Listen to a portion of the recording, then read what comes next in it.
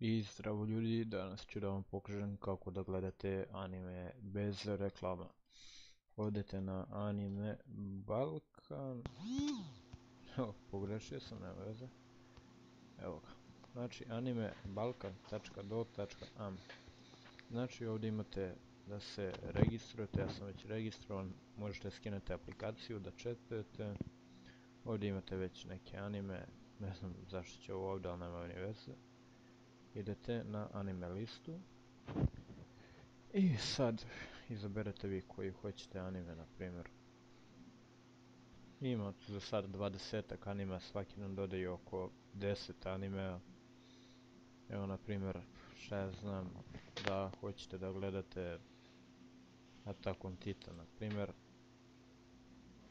Kliknete evo koju epizodu hoćete, evo na primjer hoćete 10. epizodu. Prebacit će vas ovdje, kliknite I'm not robot. Opet nisam lepo uradio.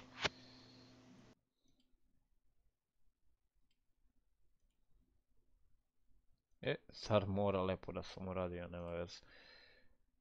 Jeste, lepo sam uradio. Kliknite ovdje šta vam već zada, pošto to je da bi vidjelo da niste robot.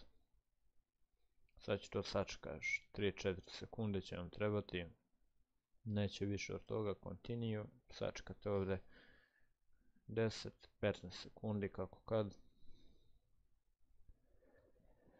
Inače ovdje negdje će vam biti kako da gledate preko telefona. Continue to website.